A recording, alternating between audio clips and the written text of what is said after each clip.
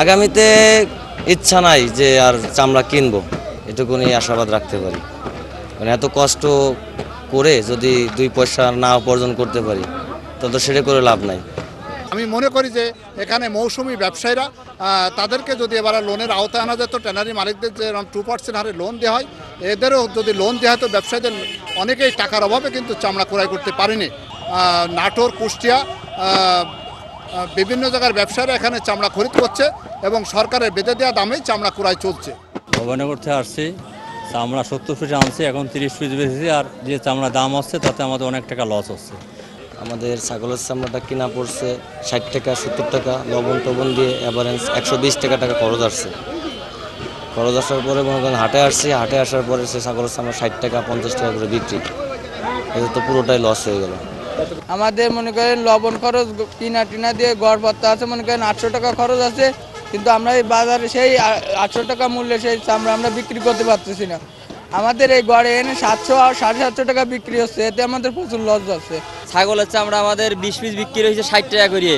আর এই যে চামড়াগুলো আছে, এই চামড়াগুলো আমাদের টাকা দিয়ে ফেলাই দিতে হবে। আমাদের একটা চামড়ায় 2 কেজি করে লবণ লাগছে, 2 কেজি লবণের দাম এখন 40 টাকা। লেবার খরচ আছে, আমাদের গাড়ির খরচ আছে, এখন আমরা কি করে চলবো? আমরা মালটা কিনছি আছে মনে করেন 500-600 টাকা, খরচ বরচ দিয়ে আমাদের 850-900 টাকা পড়ে যাচ্ছে, অথচ আমরা হাটে এসে আমরা বিক্রি করতে পারতেছি না। 750-800 টাকা এরকম মাল আমরা বিক্রি করতেছি। বাংলাদেশের সর্ববৃহৎ হাট হচ্ছে এই রাজারহাট। আজকে যে পরিমাণ আমদানি হওয়ার কথা সেই পরিমাণ আমদানি হয়নি। তারপরে চামড়ার যে বাজার, যেটা হলো আমি 2500 টাকায়ও চামড়া কিনছি, আমি 2000ও কিনছি, 1000 টাকায়ও কিনেছি। কারণ চামড়ার মান ভেদে কিন্তু চামড়ার দামটা হয়, ভালো চামড়ার ভালো দাম, খারাপ চামড়ার খারাপ দাম। তা সেই হিসাবে সব মিলিয়ে বাজার খারাপ না, বাজার মোটামুটি ভালো।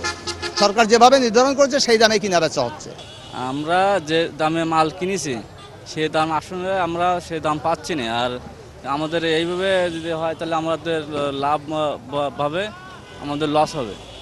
6000 mAh ব্যাটারির one and only power master Next G N73।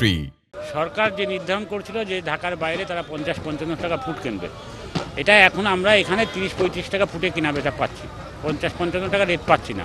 আমরা প্রতি বছরে চামড়া কিনি, কিন্তু যে হারে চামড়া আমরা মূল্য পাওয়ার কথা সে হারে মূল্য পাই না।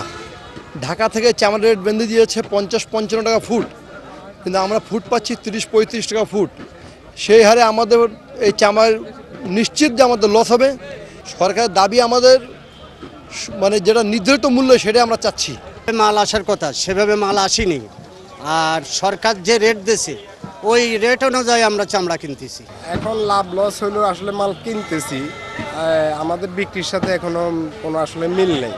আজকে আমরা এখানে এসেছি রাজারহাট, যেহেতু এখানে সর্ববৃহৎ একটা চামড়ার আড়ত এবং আজকে হাটবার, এবং আমাদের ধারণা যে এখানকার এই অঞ্চলের যে চামড়াগুলো এখানে আজকেই চলে আসবে ম্যাক্সিমামই, সেই বিষয়টা আমরা সরেজমিনে দেখার জন্য এসেছি। তো আমরা চামড়া ব্যবসায়ীদের সাথেও কথা বলেছি এবং আড়তদারদের সাথেও কথা বলছি। যে তথ্যটা পেলাম আমরা, সেটা হলো আজ হয়তো আশা করি যে 20,000 মতো চামড়া আসবে, যার বাজার মূল্য 1,40,00,000 টাকা মতো, এবং সেটাই আমরা দেখছি। আসলে আমরা থাকবো কিছুক্ষণ, আমরা থাকবো, বিকালেও আরও দেখবো, দেখে আমরা মোটামুটি একটা আইডিয়া নেব এবং আমাদের তাদের কথার সাথে সবার মানে একটা সামঞ্জস্য পাচ্ছি আমরা আর কি।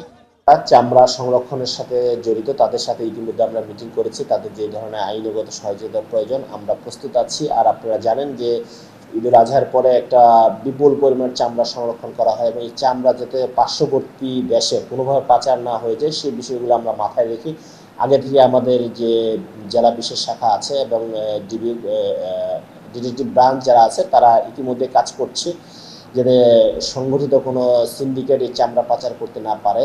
বিশেষ করে ঈদের পর বা ঈদের দিন যাতে চামড়া ভর্তি কোনো গাড়ি সীমান্তবর্তী কোনো উপজেলার দিকে না যেতে পারে সেগুলো আমরা মাথায় রেখে বিভিন্ন জায়গায় চেকপোস্ট স্থাপন করি।